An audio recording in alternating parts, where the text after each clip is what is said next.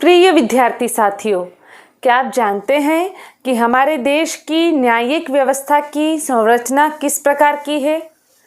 आप मध्य प्रदेश उच्च न्यायालय द्वारा चतुर्थ श्रेणी के 6 पदों की 708 वैकेंसी के लिए होने वाले साक्षात्कार में शामिल होने जा रहे हैं।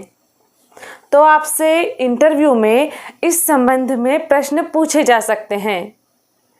आज की वीडियो में हम आपको संक्षेप में और सरलता से भारत की न्यायिक सिस्टम की जानकारी दे रहे हैं। सूचना की यात्रा प्रारंभ करने से पहले आप एक शुभ कार्य कर दीजिए, और यह शुभ कार्य है आपके करियर के सच्चे साथी करियर एडवाइस चैनल को सब्सक्राइब करने का। तो यह कार्य संपन्न कर दीजिए और नोटिफिकेशन के लिए बेल आइकॉन भी पुश कर दीजिए। आइए अब कुछ बिंदुओं के माध्यम से हम अपने देश की न्यायपालिकाओं की विशेष बातें समझ लेते हैं। सरकार का प्रमुख अंग है न्यायपालिका। हमारे देश के संविधान के अनुसार सरकार के 3 अंग हैं: विधायिका, कार्यपालिका एवं न्यायपालिका। विधायिका को व्यवस्थापिका भी कहते हैं। इस तरह न्यायपालिका सरकार का एक महत्वपूर्ण अंग है। आपसे पूछा जा सकता है कि सरकार के कितने अंग हैं और उनके नाम बताइए। लोकतंत्र का प्रमुख स्तंभ है न्यायपालिका। भारत में लोकतंत्र के 4 स्तंभ माने जाते हैं।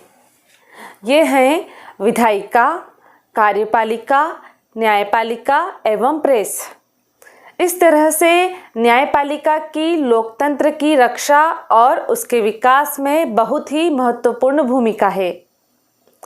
न्यायपालिका का गठन कैसे होता है, इस बात को विशेष ध्यान से सुन लीजिए कि भारत में न्यायपालिका के कुछ स्तर हैं। एक पदसोपानात्मक व्यवस्था है। ऊपर से नीचे तक न्यायालयों का एक क्रम है। सबसे ऊपर या शीर्ष पर उच्चतम न्यायालय है। इसको हम सर्वोच्च न्यायालय या सुप्रीम कोर्ट भी कहते हैं। उच्चतम न्यायालय के बाद दूसरे क्रम पर उच्च न्यायालय है। उच्च न्यायालय राज्य में होते हैं। अंग्रेजी में इसको हम हाई कोर्ट कहते हैं। उच्च न्यायालय के बाद अधीनस्थ न्यायालय हैं। अधीनस्थ न्यायालय जिलों में होते हैं।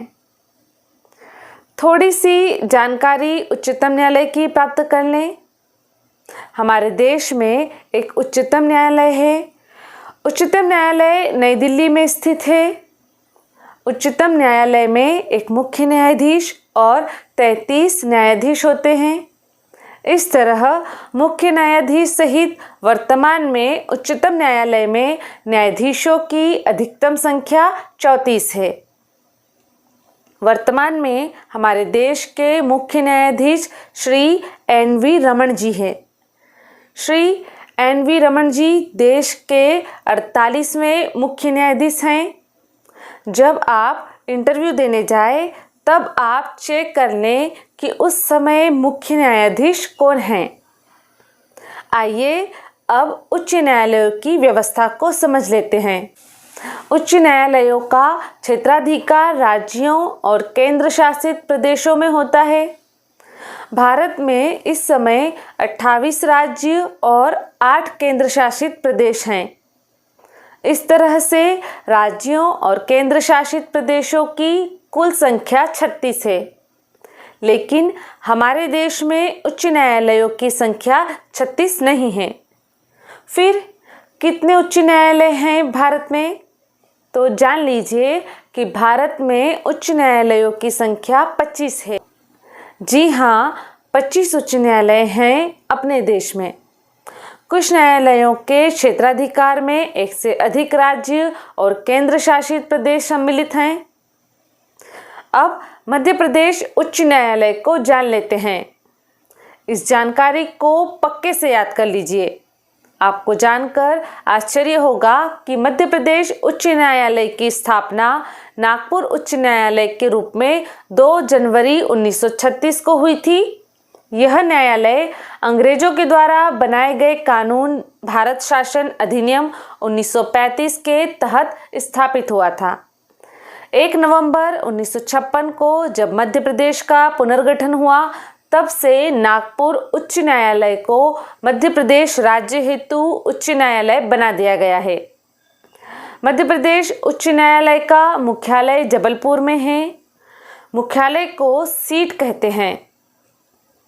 मध्य प्रदेश उच्च न्यायालय की 2 खंडपीठ या ब्रांच हैं। ये खंडपीठ ग्वालियर और इंदौर में हैं। वर्तमान में मध्य प्रदेश उच्च न्यायालय के मुख्य न्यायाधीश श्री रवि विजय कुमार मलिमथ जी हैं। जब आप इंटरव्यू देने जाएं, तब आप चेक कर लें कि उस समय मध्य प्रदेश के मुख्य न्यायाधीश कौन हैं। आइए अब हम अधीनस्थ न्यायालयों के बारे में समझ लेते हैं। जिले के न्यायालयों को अधीनस्थ न्यायालय कहते हैं। प्रत्येक जिले में एक जिला एवं सत्र न्यायालय होता है। यह जिले का सबसे बड़ा न्यायालय होता है। सामान्यतः यह न्यायालय जिला मुख्यालय पर होता है, लेकिन यह कोई अनिवार्य नियम नहीं है। बड़वानी का जिला एवं सत्र न्यायालय बड़वानी में है, जबकि खरगोन का जिला एवं सत्र न्यायालय मंडलेश्वर में है। जिले में आवश्यकता के अनुसार सिविल न्यायालय होते हैं। सिविल न्यायालय तहसील प्लेस पर होते हैं। आप अपने जिले के सभी न्यायालयों और इन न्यायालयों में पदस्थ माननीय न्यायाधीशों के बारे में जानकारी जरूर प्राप्त कर लीजिए। यह जानकारी आपको कहाँ से मिलेगी, यह बताने के लिए चैनल पर एक वीडियो उपलब्ध है। आप उस वीडियो को देख लीजिए और आसानी से अपने जिले की न्यायिक व्यवस्था के बारे में जानकारी प्राप्त कर लीजिए। दर्शक साथियों, आपको यह वीडियो भी पसंद आया होगा। इसे आप अपने मित्रों के साथ साझा कीजिए। चतुर्थ श्रेणी सीरीज का यह 26वां वीडियो है। इसके पहले के सभी 25 वीडियो की लिंक्स डिस्क्रिप्शन बॉक्स में दी गई है। बेहतर कल के लिए आज ही जुड़िए करियर एडवाइस यूट्यूब चैनल से। ऐसे ही उपयोगी वीडियोस के लिए चैनल को तुरंत सब्सक्राइब करें, बेल आइकॉन भी पुश करें। हमारी मेहनत बनेगी आपकी सफलता का आधार। Best of luck.